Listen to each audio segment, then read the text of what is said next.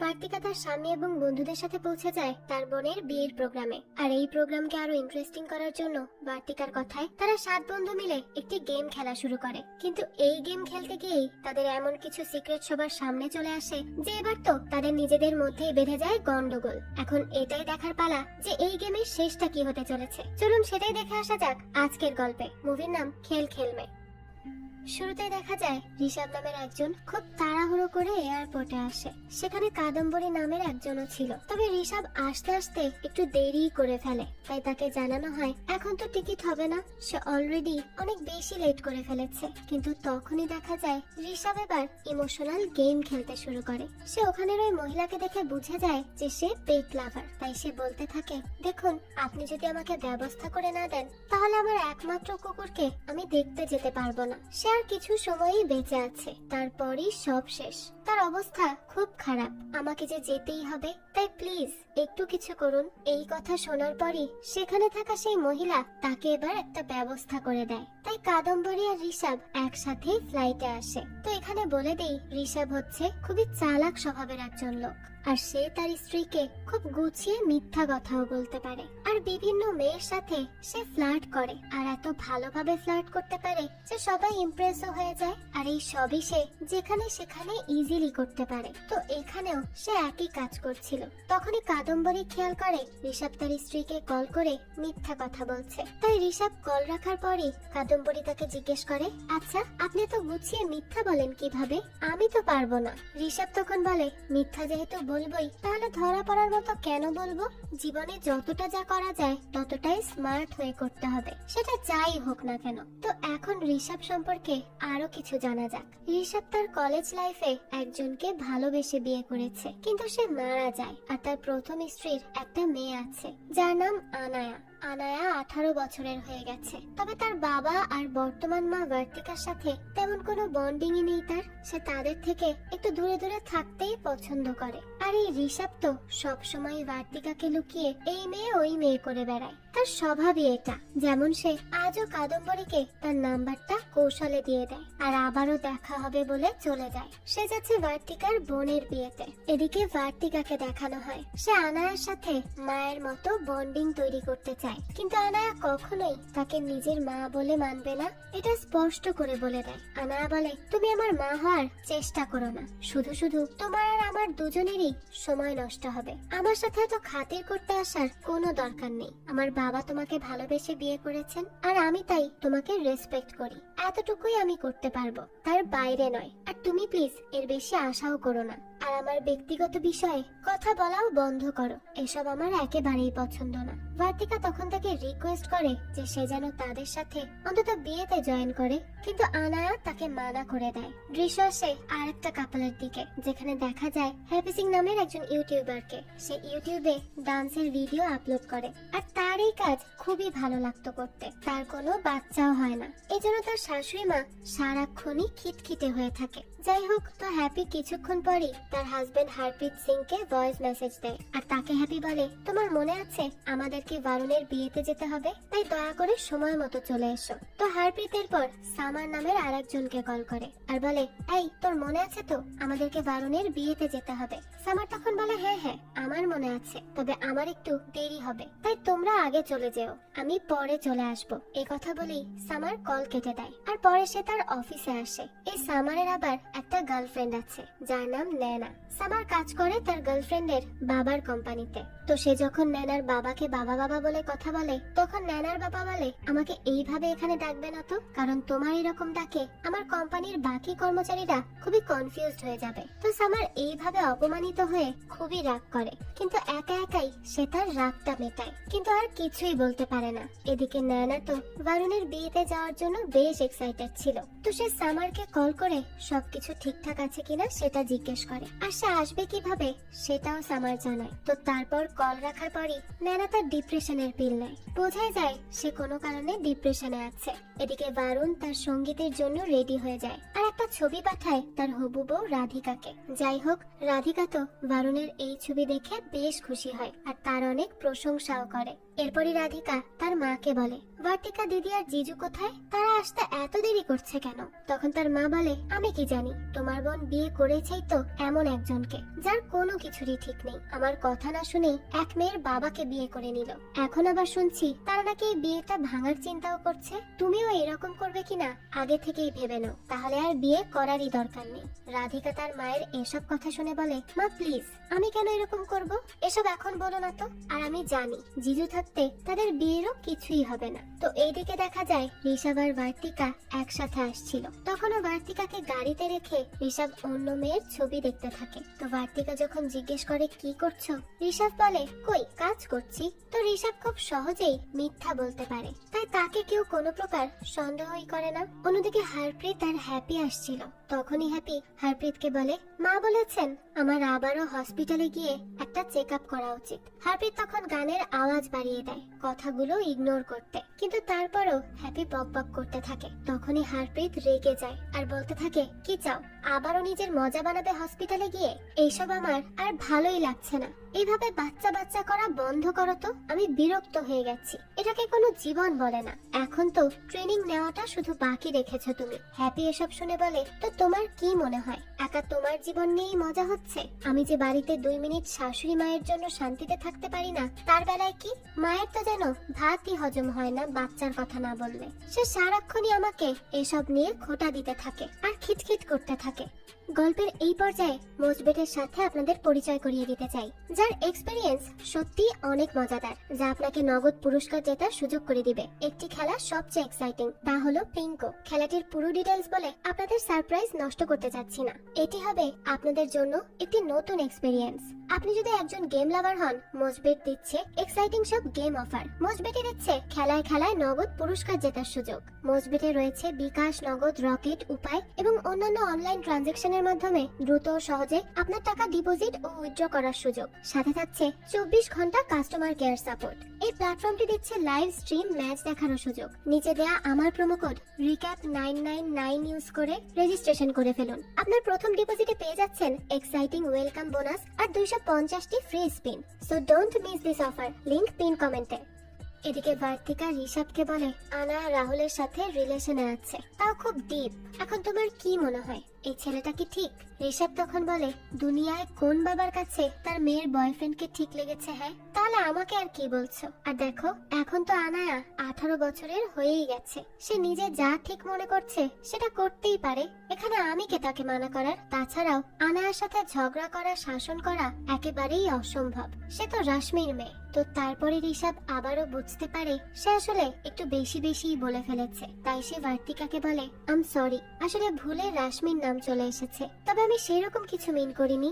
দেখো, তোমার যদি খারাপ লেগে থাকে তাহলে এরপর থেকে আমি এরকম কিছু বললে তুমিও তোমার এক্স বয়ফ্রেন্ডের নাম নিয়ে আমাকে বলতে পারো। তাহলেই তো মিটমাট হয়ে গেল। এসব শুনে বার্তিকা বলে, সত্যি তুমি একটা অসম্ভব মানুষ। তো এরপরই তারা বারুণের বিয়েতে চলে আসে। তারা 3 কাপল চলে আসলেও তাদের আরেক ফ্রেন্ড কাবির সে আসে কিছুক্ষণ পর। তো এই কাবির বর্তমানে সিঙ্গেল। তো এই বিয়েতে এসে তারা সারা দিন নাচ গান করে আর সবাই মিলে অনেক এনজয় করে। এরপরে তারা একটা রুমে আসে আড্ডা দিতে।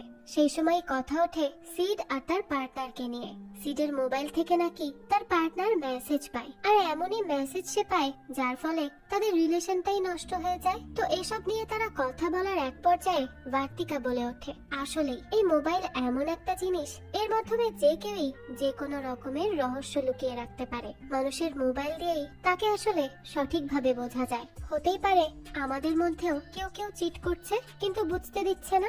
এইসব তো সবার মোবাইল দেখলেই বোঝা যাবে। তখন ন্যানা বলতে থাকে, না না, কি বলছো, আমার সামার এরকম হতেই পারে না। তো তারা যার যার পার্টনারকে নিয়ে বেশ কনফিডেন্স দেখায়, কিন্তু আসলে তারাও এবার কনফিউজড। তাই এই কনফিউশন দূর করতে বার্তিকা বলে, আচ্ছা আমার মাথায় একটা বুদ্ধি এসেছে। যেহেতু আমরা ফ্রেন্ডস আর আজ রাতটা আমাদের, তাই আমাদের একটা গেম খেলা উচিত। আজ সারা রাতের জন্য আমরা 7 জন আমাদের মোবাইল আনলক করে টেবিলে রেখে দিব। তারপর যখনই যার ইমেল, মেসেজ বা কল আসবে তখনই আমরা সেটা তুলে পড়ে দেখে নিব। তাহলেই তো পরিষ্কার হয়ে যাবে সবকিছু। তো এই কথা শোনার পরই সামার, ঋষভ, হারপ্রীত আর কবির বলে, আরে এটা কেমন খেলা? না না, এইসব খেলা ছেড়ে অন্য কিছু বের করো। বার্তিকা তখন বলে, কেন, সমস্যা কি? তোমরা যদি সত্যি সত্যি চিট না করে থাকো তাহলে এই গেমে জয়েন হতে সমস্যা হবে কেন? তো ইতিমধ্যেই দেখা যায় টেবিলে 3 মেয়েই তাদের মোবাইল রেখে রেডি, কিন্তু ছেলেরা কেমন একটা ইতস্তত বোধ করতে থাকে। তখনই হারপ্রীত বলে, আমার কিছুই লুকিয়ে রাখার মতো নেই, কিন্তু তাও প্রাইভেসি বলতে তো কিছু আছে, তাই না? হ্যাপি তখন বলে, সবচেয়ে বেশি প্রাইভেসি তো মেয়েদের থাকে, কিন্তু তাও টেবিলে মেয়েরাই মোবাইলগুলো আগে রেখেছে, অথচ একটা ছেলেও এখানে তাদের মোবাইল রাখেনি। এর মানে কি হলো তাহলে? কবির তখন তার মোবাইলটা রেখে দেয়। এবার সামারকে প্রেসার দিয়ে নয়না বলে, তুমি কেন ফোন রাখছো না? এবার তো আমার সত্যি সত্যিই ভয় করছে। তুমি সত্যিই আবার কাউকে পছন্দ করো না তো? তখনই সামার বাধ্য হয়ে তার মোবাইল রাখে আর বলে, আমি যদিও কিছু লুকিয়ে রাখার জন্য বলছি না, বরং সত্যি এটা একটা বোকা বোকা গেম। এই গেমের কোনো মানেই হয় না, খামোখাই খেলছি আমরা। তো এরপর ঋষভ তার মোবাইল রাখে আর বলে, আমি একজন সার্জন মানুষ, তাই আমার এখানে কত কিছুই থাকতে পারে, তাও দিয়ে দিলাম। এরপর সবাই চেপে ধরে হারপ্রীতকে, তাই সেও এবার তার মোবাইল রাখতে বাধ্য হয়। এখন এই 7 জনেরই মোবাইল রাখা সম্পূর্ণ হলে বার্তিকা বলে, এখন থেকে সময় শুরু হলো, আর রাত শেষ না হওয়া পর্যন্ত এই মোবাইল কেউ টাচ করতে পারবে না, কেউ নিতেও পারবে না। আর সবাইকে এটা মনে রাখতে হবে যে এই এক রাতের জন্য আমরা কেউই আমাদের মোবাইলের মালিক নই। যাই হোক, তো শুরু করা যাক। তারপরে ঋষভ উঠে আসে ড্রিঙ্ক আনতে, তার পেছন পেছন আসে সামারও। সামার তাকে বলতে থাকে, ভাই দেখো, এসব নাটক কিন্তু আমার একদম ভালো লাগে না, তাই দয়া করে তোমার বউকে বলো তার এসব ফালতু কাহিনী বন্ধ করতে, কারণ আমরা বিরক্ত। ঋষভ তখন বলে, কেন, সত্যিই কি কোনো কিছু লুকিয়ে রাখার চেষ্টা করছো নাকি? সামার তখন বলে, না, কিন্তু তাও আমি এই গেমের পক্ষে না। কি ফালতু একটা খেলা, এসব করে সময় নষ্ট করার কি মানে? ঋষভ তখন বলে, দেখো, সত্যি করে বলো, আগেই কিছু থাকলে বলে দাও, নাহলে পরে ঝামেলায় পড়বে। কিন্তু সে মানা করে দেয়। তখনই সামারের এক ঝলক একটা ঘটনা মনে পড়ে, যেখানে দেখা যায় সে একটা গাড়ি অ্যাক্সিডেন্ট করেছে আর অপর প্রান্তের ব্যক্তি রক্তাক্ত হয়ে আছে। এখন এটার কি রহস্য তা তো আমরা পরেই জানতে পারবো। তো এদিকে হ্যাপি বার্তিকাকে বলে, তুমি চিন্তা করো না বার্তিকা, এরকম বাচ্চারা একটু একটু আচরণ করেই। তারা আসলে আনায়াকে নিয়ে কথা বলছিল। বার্তিকা আসলে আনায়ার মা হয়ে ওঠার চেষ্টা করছিল, কিন্তু আনায়া তো তাকে সেই সুযোগই দিচ্ছিল না। তাই বার্তিকা মন খারাপ করে বলতে থাকে, আনায়া তো তার বাবার সাথে কখনো এরকম আচরণ করে না, একমাত্র আমার সাথেই করে। আমাকে তো সে নিজের বন্ধুও মানতে চায় না। তো এরপর সে হ্যাপিকে জিজ্ঞেস করে, তো তোমার কি অবস্থা, বাচ্চা নিবে? ডাক্তার কি বললো? হ্যাপি জানায়, আমাদের তো ট্রিটমেন্ট চলছে। তো কিছুক্ষণ পরই সামারের মোবাইলে একটা মেসেজ আসে। তারা তো সবাই তখন আগ্রহ নিয়ে তাকিয়ে আছে সেটা কি তা দেখার জন্য।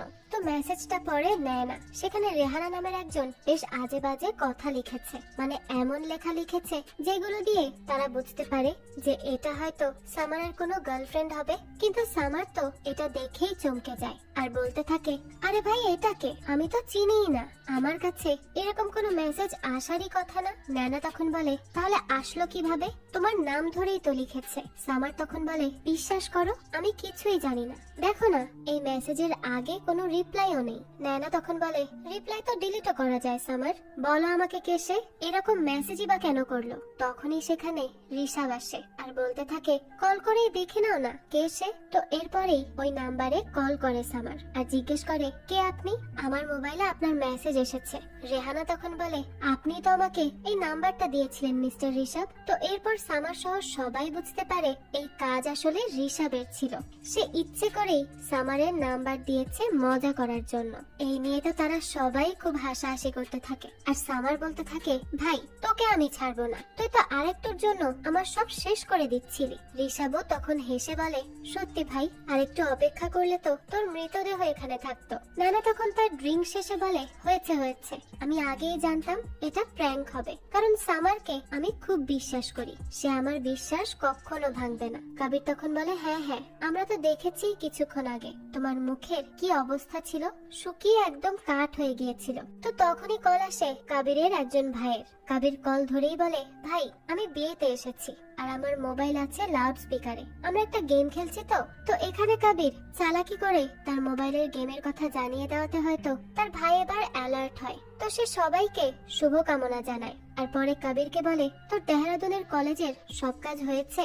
সবাই তখন জিজ্ঞেস করে, সেখানে আবার কি? তো এখানেই আমরা একটা ফ্ল্যাশব্যাক দেখি। আগে এখানেই ছিল কবির, কিন্তু কোনো একটা সমস্যা হয় যার ফলে তার কাজ ছাড়তে হয়। এখন এখানে কি রহস্য ছিল তা তো আমরা গল্পের সাথে সাথেই জানতে পারবো। তো কবিরও দেখা যায় এই বিষয়টাকেও কোনো একভাবে ধামাচাপা দিয়েই দেয় আর বলে সে আসলে শিফট করছে, সবকিছু নিয়ে একটু ঝামেলায় আছে তাই আর কি। তো এরপরই নানা উঠে যায় আর আগে নিজের মেডিসিন খায়। তারপর আসে ভার্তিকার কাছে। সে ভার্তিকাকে বলে, আর কারো ফোন বাজলো কি?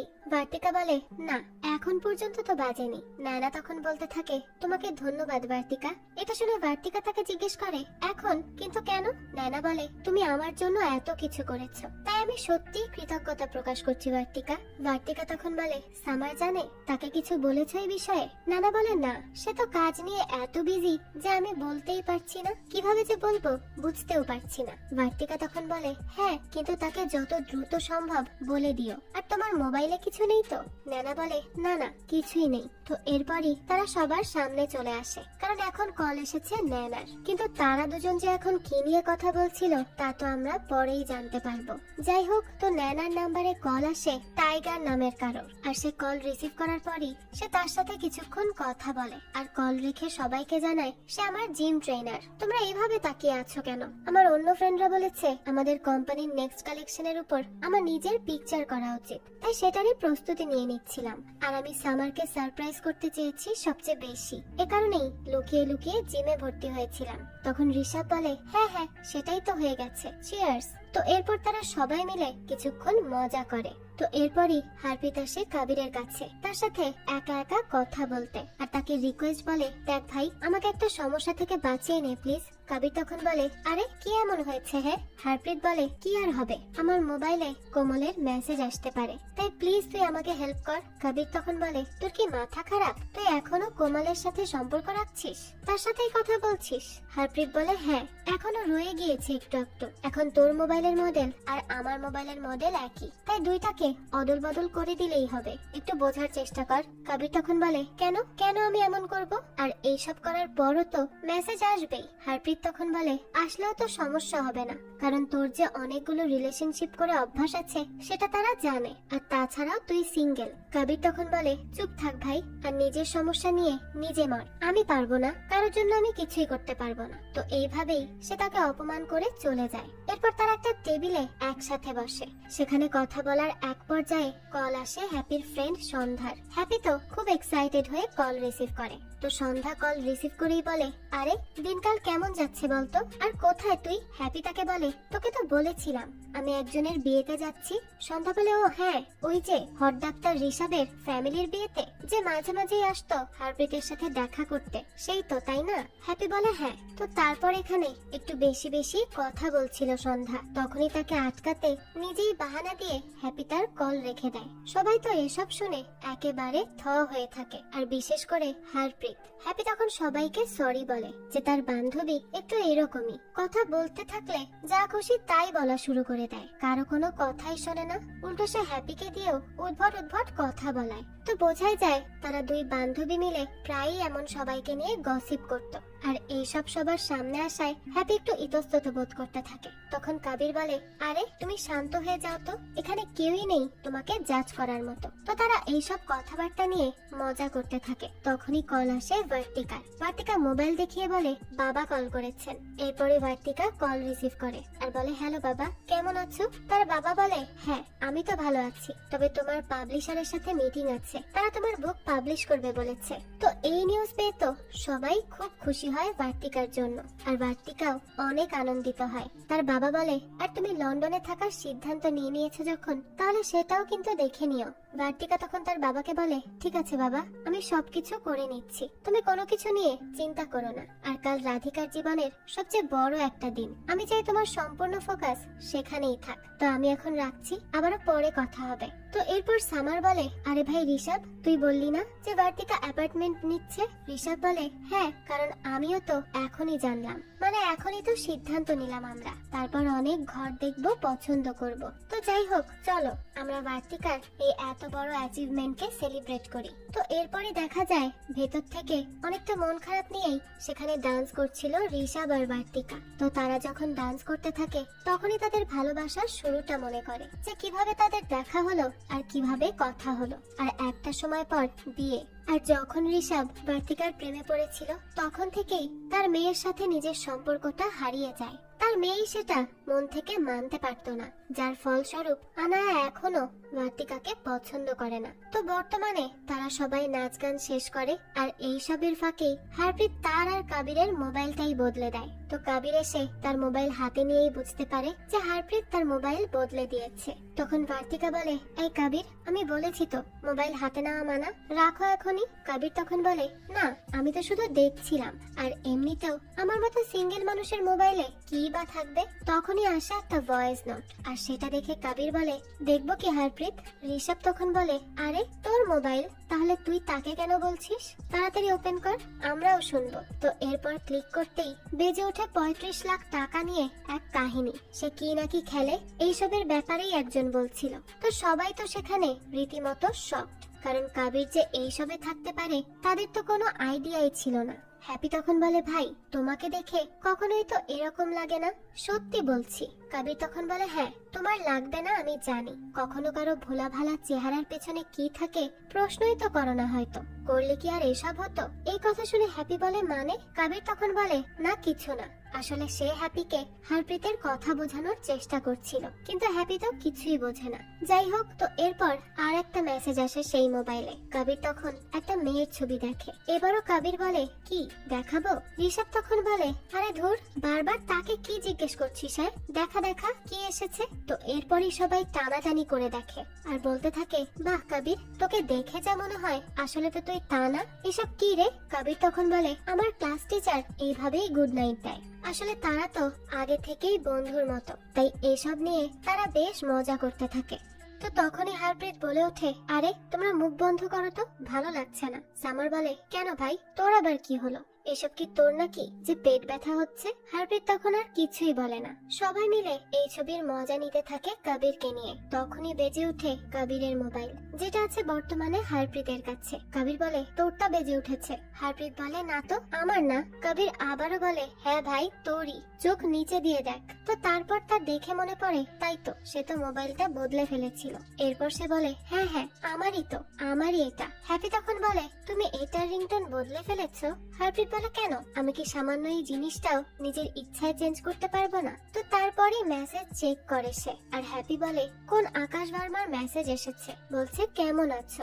ঋষভ বলে, এই আকাশ আবার কে? হারপ্রীত তো এবার একেবারেই ফেসে যায়। সে কি বলবে সে কিছুই বুঝতে পারে না। তো আমতা আমতা করে বলতে থাকে সে তাদের ওখানে কাজ করে। হ্যাপি তখন বলে, কিন্তু এত রাতে সে কেন প্রশ্ন করছে যে কেমন আছো? তুমি কি ঠিক নেই তাহলে, অসুস্থ? তখন হারপ্রীত বলে, না না, আমাদের একটা ঝগড়া হয়েছিল, তাই আর কি সরি বলার জন্য হয়তো জিজ্ঞেস করেছে। ঋষভ তখন বলে, বল তাহলে যা বলার। হারপ্রীত এবার কাবিরকে বলে, বলবো? ঋষভ তখন রেগে যায় আর বলতে থাকে, আরে আবারও শুরু করলি, তোদের কি হয়েছে বলতো? কাবির তোকে জিজ্ঞেস করে আর তুই কাবিরকে, তোরা কি স্বামী স্ত্রী নাকি? তাহলে এমন আচরণ কেন করছিস? কাবির বলে, না না, আমার মনে হয় না সরি বলা ঠিক হবে বলে। তো তারপর হ্যাপি বলে, কেন হবে না? কেউ ঝগড়া বন্ধ করতে চাইছে, তাহলে তুমি একটা সরি বলে দাও, সমস্যা কি তাতে? সরি বললে তো কেউ আর ছোট হয় না, বলো? তো তারপরই হারপ্রীত সরি বলে। এবার রিপ্লাই আসে, কোথায় তুমি? ঋষভ বলে, আরে এখন কি জয়পুর এসে মাফ চাইবে সে? ঋষভের কথায় তখন সবাই মিলে হাসে, কিন্তু 12টা তো বেজে যাচ্ছিল কাবির আর হারপ্রীতের। তো তারপর তারা আবারও রিপ্লাই দিতে ফোর্স করে। তখন কাবির বিরক্ত হয়ে চেঁচিয়ে ওঠে আর বলতে থাকে, আরে ভাই, বন্ধ করো তোমরা এসব, কি হচ্ছে এগুলো? কেন বারবার বলছো এটা লেখো ওটা লেখো? আমি চাই না হারপ্রীত কিছু লিখুক। ঋষভ বলে, আরে তুই কেন চাস না বে? কাবির বলে, না মানে আমি চাই না আমরা এত সুন্দর আড্ডা দিচ্ছি তার মাঝে কেউ মোবাইল ইউজ করুক। ছেড়ে দাও না প্লিজ এসব, আমরা আমাদের মতো একটু মজা করি, এভাবে সময় পার করি। যখন দেখো তখন মোবাইল আর মোবাইল। হারপ্রীত তখন বলে, হ্যাঁ ভাই আমি আর রিপ্লাই করব না। তো তারপর বার্তিকা ঋষভকে বলে, আরে এর কি হলো? ঋষভ বলে, খেলায় 35 লাখ হেরেছে তো তাই মাথা খারাপ হয়ে গেছে তার, বেচারা। তো এরপরে ঋষভকে কল করে বারুণ। বারুণ তাকে কল করেই বলে, ভাই তুমি কি রুমে, আমি কথা বলতে আসবো?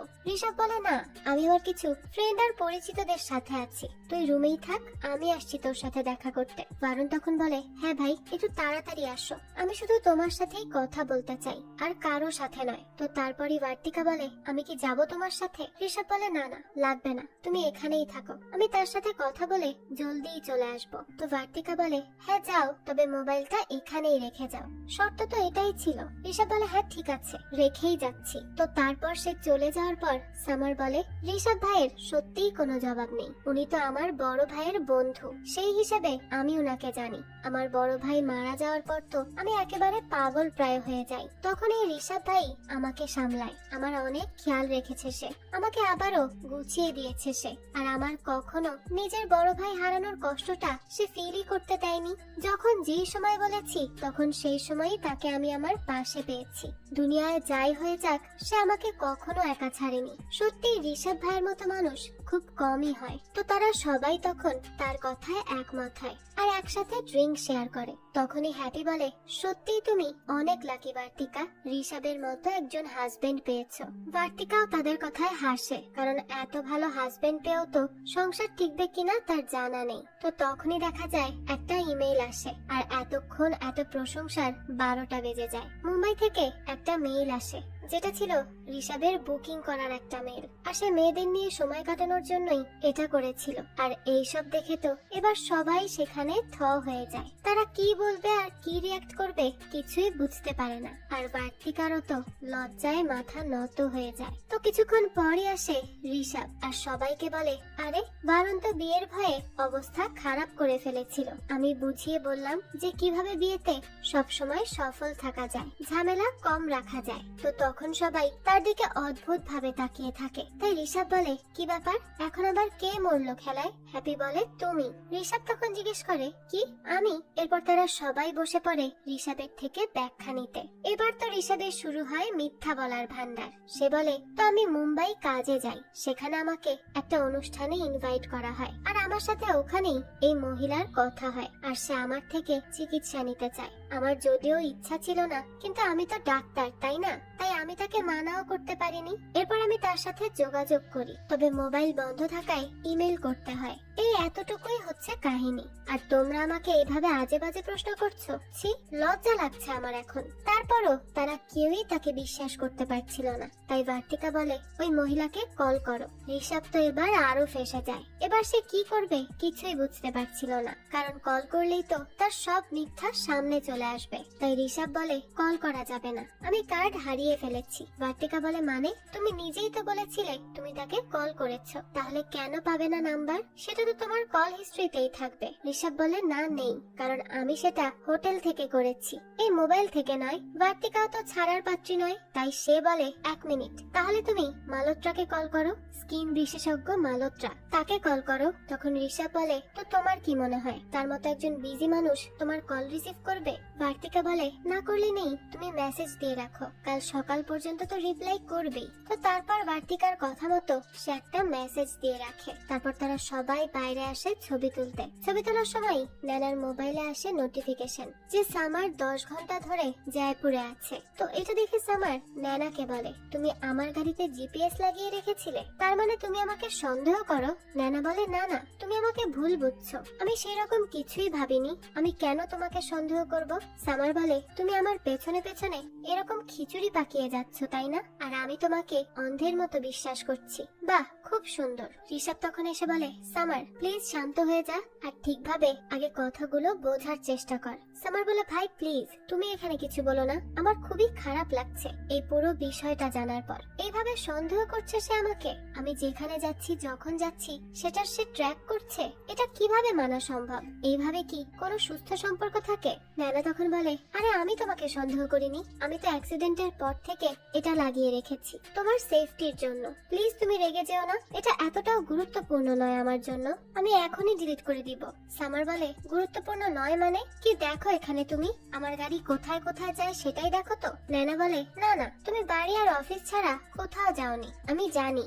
সামার বলে, তাহলে এই সবই দেখো তাই না? তখন হারপ্রীত বলে, ভাই ছেড়ে দে না, কি হয়েছে তোর? কোনো কিছুতে তো আর সমস্যা হয়নি, একটা ট্র্যাকারই তো। সামার তখন বলে, সমস্যা হয়নি মানে? আমি কি তোর মতো নাকি যে বাড়ি আর অফিস পর্যন্তই সীমাবদ্ধ?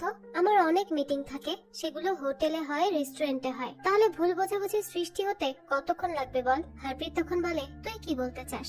আমার যোগ্যতা কম, আমি এর বাইরে যেতে পারবো না? তো এইসব বলেই এখানে এই দুইজন হাতাহাতি করতে শুরু করে। তখনই ঋষভ তাদেরকে আটকায় আর বলে, আরে প্লিজ তোমরা কি শুরু করলে? আর নানা, গাড়ি হচ্ছে সামারের, কিন্তু ট্র্যাকার তুমি লাগিয়ে দিলে, মাথায় কি সমস্যা আছে তোমার? হ্যাঁ। আর এই হারপ্রীত, তুই কথায় কথায় রেগে যাস কেন? চল ভেতরে গিয়ে কিছু খেয়ে নেওয়া যাক, এসব বাদ দে। এরপর তারা সবাই ভেতরে আসে। তখন বার্তিকাকে ঋষভ বলে, কি হয়েছে, এখনো রেগে আছো? আমি মেসেজ তো দিয়েই দিয়েছি তাই না? তাহলে আর কি, সকালে সব সত্যি জেনে যাবে, তাহলেই তো তোমার শান্তি। বার্তিকা বলে, কি হবে এসব করে? আবারও কোনো না কোনো ভাবে তুমি এটা থেকেও বেরিয়ে আসবে।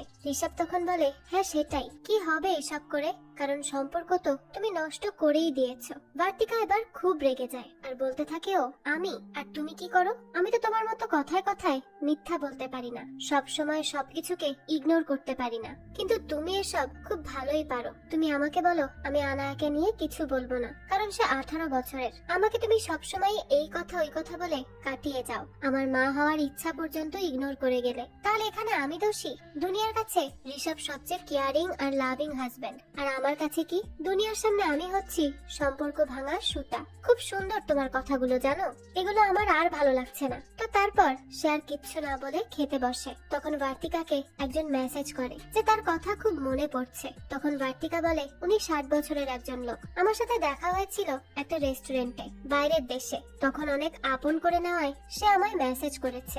ঋষভ বলে, ও এত মায়া নাকি? বার্তিকা বলে, তোমার যদি সন্দেহ থেকে থাকে তাহলে কল করে নাও। ঋষভ তখন বলে, না না, আমি কেন করব, আমার কি দরকার? তো তারপরই কল আসে আনায়ার। আনায়া বলে, বাবা আমি রাহুলের সাথে সম্পর্কে আছি, আমি কি করব? আমার তাকে অনেক পছন্দ, সে আমার অনেক খেয়াল রাখে, আমি তাকে হারাতে চাই না, তবে আমি খুবই কনফিউজড, তার সাথে সামনে এগিয়ে যাব নাকি যাব না। আমি এসব বার্তিকার সাথে শেয়ার করতে পারতাম না, তাই তোমাকে কল করে দিলাম, কারণ আমার কাছে আমার পরিবার বলতে একমাত্র তুমিই আছো। এখন আমাকে বলো বাবা, আমার জন্য কি ঠিক হবে? তখন ঋষভ বলে, আমি তোমার পাশে আছি সব সময়, তবে আমি তোমাকে আজ শিখাবো না কোনটা ঠিক কোনটা ভুল।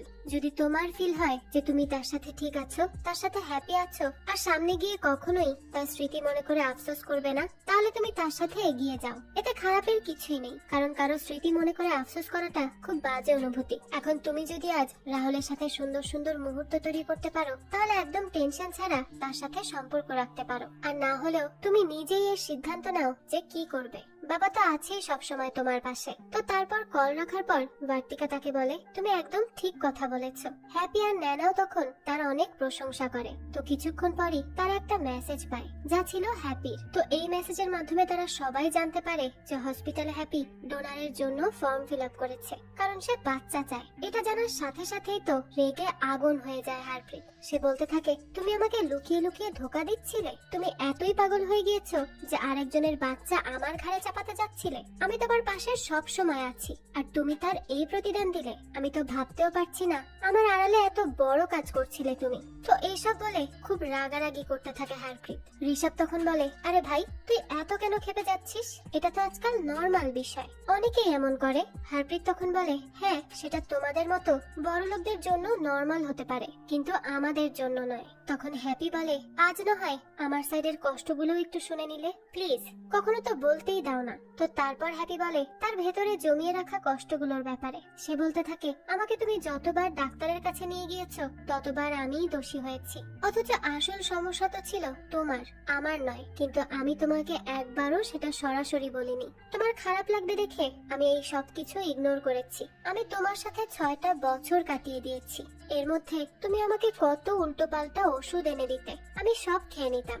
সবকিছু সহ্য করেছি তোমার মুখের দিকে তাকিয়ে, কিন্তু এইভাবে কি জীবন চলে? তারপরে কিন্তু আমি কোনো নালিশ করিনি, চুপচাপ সব সহ্য করেছি। তোমার মায়ের কত কথা শুনেছি, নিজেকে তোমার সাথে মানিয়ে নিয়েছি। কোথায়? তুমি তো আমার সাথে মানিয়ে নিতে চাওনি। তার বেলায়ও আমি কিছুই বলিনি। এরকম আরো অনেক কথা সে আজ শুনিয়ে দেয় তাকে। তো এই সব বলা শেষে শুরু হয়ে যায় আরেক কাহিনী। ওই যে আকাশ মেসেজ দিয়েছিল, সে হচ্ছে আসলে কে, আর সে কবিরের বয়ফ্রেন্ড। আর এখন যেহেতু মোবাইল অদল বদল হয়েছে, তাই এবার ফেসে যায় হারপ্রীত। সে এবার কি করবে সেটাই বুঝতে পারে না। হ্যাপিও তো এসব শুনে মারাত্মক রেগে যায় আর বলতে থাকে, এই হচ্ছে তোমার ভালোবাসার নমুনা? ছি। হারপ্রীত বলে, আরে আমি কিভাবে জানবো সে গে? আর আসলে সব গেই ভাবে সব ছেলেরা হয়তো তার মতো হয়, হয়তো সে ভুল বুঝেছে আমাকে, তাই এবার মেসেজ দিয়েছে। কিন্তু হ্যাপি তো এসব মানতে নারাজ। বাকিরাও তো শকড হয়ে যায় এই সব কিছু দেখে। তারাও বুঝতে পারছে না কি হচ্ছে এখানে। হারপ্রীতের থেকে তো এইসব আশাই করা যায় না, তাহলে তার আবার হলোটা কি? কবির তো তখন এই সব কিছু দেখে একদম চুপ হয়ে বসে থাকে। সেও বুঝতে পারছে না সে সত্যি বলবে নাকি বলবে না। আর হ্যাপিকে তো কোনোভাবেই শান্ত করা সম্ভব হয় না, তার তো মাথাটাই খারাপ হয়ে যায়। আর এখন তো ঋষভও বুঝতে পারছে না যে সে কি করবে, কিভাবে এই ঝামেলা মিটাবে। তো তারপর ঋষভকে সামার বলে, ভাই আমাদেরকে হারপ্রীত এই সত্যিটা কেন বললো না? আমাদের জানার তো অধিকার ছিল, তাই না? সে তো আমাদের সবাইকে মিথ্যা বলেছে, সাথে তার স্ত্রীকেও সবচেয়ে বড় ধোঁকা দিয়েছে। তো এরপরই ঋষভ রেগে যায়, কারণ তাদের ঝগড়া থামার নামই নিচ্ছিল না। তাই ঋষভ তাদেরকে বলে যে এই ফালতু গেমে অংশ নেওয়াটাই উচিত হয়নি। আমরা আগেই ভালো ছিলাম, শান্তিতে ছিলাম, শুধু শুধু এখন আমাদের বন্ধুত্বটাও নষ্ট হতে চলেছে। এরপরও কেউ কি এই বেকার গেম খেলতে চায়? সবাই তারপরও হাত তোলে যে এবার তারা শেষটা দেখবে। তো ঋষভের আর কিছুই বলার থাকে না। এবার তাদের সবার মিথ্যার উপর থেকে পর্দা উঠে যায়। সামার, যে কিনা অফিস আর ঘর করত, সেও অনেক বড় ধোঁকাবাজি করেছে নানার সাথে। আর এর প্রমাণ নানা তার মোবাইলেই পেয়ে যায়। সেখানে তাদের অফিসের একজন মেয়ে আছে যার সাথে সামার সম্পর্কে আছে। এসব জানার পর নানা বলে, বাহ খুব সুন্দর তো, আমি কেন জিপিএস লাগিয়েছিলাম তা নিয়ে খুব অভিযোগ ছিল তোমার, তাই না? আর আমি বলেছি তুমি তো অফিস আর বাড়ি ছাড়া কোথাও যাওই না, কিন্তু কে জানতো এই অফিসেই তোমার সব কাজ হয়ে যেত, অন্য কোথাও যাওয়ার প্রয়োজনই হয়নি। আমার আসলে উচিতই হয়নি তোমাকে রাস্তা থেকে তুলে আমার মনে জায়গা দেওয়া।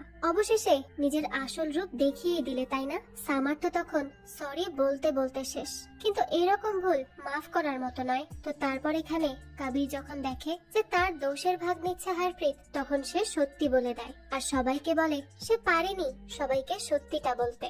সেই সাহস তার কখনোই হয়ে ওঠেনি। ভাগ্যিস তার স্ত্রী বুঝতে পেরেছে যে সে গে, তাই সে নিজেকে বাঁচিয়ে নিয়েছে। সে বলতে থাকে, আমি ভয় পেতাম আমার 10 বছরের মেয়েকে নিয়ে, কারণ তার ঘৃণা আমি সহ্য করতে পারবো না। তবে তারপর সব ঠিক হয়ে গেছে আর এখন আমি সত্যিই ফ্রি। এরকম ভাবে আজ তাদের সবার সত্যি সবার সামনে এসে পড়ে। তারপর ঋষভকে সামার তার সাইডের সত্যিটা বলে। আগে তার রিলেশনশিপ ছিল আরেকটা মেয়ের সাথে, কিন্তু নানার সাথে দেখা হয়ে যাওয়ার পর সব শেষ। কিন্তু এরপরই তার এক্স তাকে ব্ল্যাকমেইল করা শুরু করে বিভিন্ন ভাবে। সে তাকে কোনোভাবেই ছাড়তে চায় না। আর সামারও এই বিষয়গুলো নানাকে বলতে পারেনি, কারণ তাদের একবার একটা অ্যাক্সিডেন্ট হয়ে যায় আর তারপর থেকেই নানা ডিপ্রেশনে আছে। তাই সে আর তাকে মানসিক প্রেসার দিতে চায়নি। তো সেই সব কথা বলে শেষ করার আগেই দেখা যায় নানা চলে যায় আত্মহনন করতে। এটা দেখে সবাই তাকে গিয়ে বোঝাতে থাকে যে সে যেন এখান থেকে লাফ না দেয়। কিন্তু নানার এক কথা, তার জীবনের কিছুই আর বাকি নেই, সব শেষ। তখনই সামার কোনো উপায় না পেয়ে নিজেও গিয়ে মরার জন্য চলে যায়। আর নানাকে বলে, আমি তোমাকে মিথ্যে বলেছি তো, সেটাও নিজের জন্য নয়, আমাদের সম্পর্কের জন্য। আমি আমাদের সম্পর্কটা বাঁচিয়ে রাখতে চেয়েছি, তা আমি সরি বলছি। আর আমি শুধু তোমাকেই ভালোবাসি নানা। এ কথা বলেই সে ঝাঁপ দিয়ে দেয়। সবাই তো ভাবে মনে হয় কাহিনী এখানেই শেষ, কিন্তু ভাগ্য ভালো যে সে পড়েছে একটা কাপড়ের উপর। তো এরপর ঋষভ গিয়েই তাকে একটা থাপ্পড় বসিয়ে দেয়। আর এখানে সে নানা আর সামারকে বুঝিয়ে বলে সবকিছু। তাই সামারও এবার নানার সাথে কথা বলে সবটা মেটানোর চেষ্টা করে। নানাও বুঝতে পারে সম্পর্কে নিজেদেরকে একটু ত্যাগ স্বীকার করতেই হয়। এদিকে ঋষভকে হ্যাপি বলে যে সে যেন অন্তত বার্তিকাকে তার সত্যিটা বলে আর তাকে সরি বলে, কারণ বার্তিকা তাকে সত্যি খুব ভালোবাসে। তো এরপর ঋষভ কিছু করবে তার আগেই খবর আসে বারুণ পালিয়ে গেছে। তাই এবার তারা বেরিয়ে যায় তাকে খুঁজতে। পরে ঋষভ বারুণকে ভালো করে বুঝিয়ে সাহস দেয় আর আবারও এই বিয়ে করতে নিয়ে আসে। আর পরে দেখা যায় রাধিকা আর বারুণের বিয়েটাও হয়ে যায়। সবাই খুব খুশি ছিল। তো এই বিয়ে শাদী শেষ হওয়ার পর সামারকে দেখানো হয় সে ন্যানার কাছে আবারও মাফ চায়। ন্যানাও এবার তাকে মাফ করে দেয় আর দুজন মিলে আবারও সবকিছু নতুন করে শুরু করতে চায়। ওইদিকে হারপ্রীত হ্যাপিকে সরি বলে, কারণ সেও যে অন্য মেয়েদের সাথে কথাবার্তা বলছিল আর সে এখন বুঝতে পেরেছে সে যা করেছে তা ঠিক করেনি। আর এবার হ্যাপিও তাকে মাফ করে দেয়। এখন আর তারা কেউ মিথ্যা বলে না। এদিকে ঋষভও এসে বার্তিকার কাছে মাফ চায়। বার্তিকাও তাকে মাফ করে দেয়। কিন্তু ঠিক এর পরপরই দেখা যায় ঋষভের মোবাইলে সেই কাদম্বরীর মেসেজ এসেছে। সে লিখেছে, তোমাকে নিয়েই ভাবছি আমি। তো এর মাধ্যমেই বোঝা যায় সবাই ঠিক হলেও এই ঋষভ আর কখনোই ঠিক হবে না। তো এরই সাথে এই গল্পটাও এখানেই শেষ হয়ে যায়। একটা মোবাইলের মধ্যে মানুষের যে কত ধরনের সিক্রেট থাকে আর তা যখন সবার সামনে আসে তখন সবার সিক্রেট কিভাবে রিভিল হয় সেটাই এই গল্পে ফুটিয়ে তোলা হয়েছে। যাই হোক, এই তো ছিল আজকের গল্প। তো এই 7 বন্ধুর গল্প আপনাদের কাছে কেমন লেগেছে সেটা অবশ্যই আমাদেরকে কমেন্ট করে জানাবেন। যদি এতটুকু ভালো লেগে থাকে তাহলে একটি লাইক দিয়ে যাবেন। আর হ্যাঁ, আমাদের এই চ্যানেলে কিন্তু প্রতিনিয়তই নতুন নতুন ভিডিও আপলোড করা হয়। সেই সব ভিডিওর আপডেট পেতে আমাদের চ্যানেলটিকে সাবস্ক্রাইব করে বেল আইকনে অল দিয়ে রাখতে কিন্তু ভুলবেন না। আর এই সম্পূর্ণ মুভিটি আমাদের টেলিগ্রাম চ্যানেলে আপলোড দেওয়া আছে। মুভিটি দেখতে চাইলে কমেন্ট বক্সে দেওয়া লিংক থেকে জয়েন করে নিন আমাদের টেলিগ্রাম চ্যানেলে। আজকে তাহলে এই পর্যন্তই। আবারও হাজির হব নতুন কোনো ভিডিও নিয়ে। সেই পর্যন্ত সবাই ভালো থাকবেন আর আমাদের চ্যানেলের সাথেই থাকবেন। ধন্যবাদ।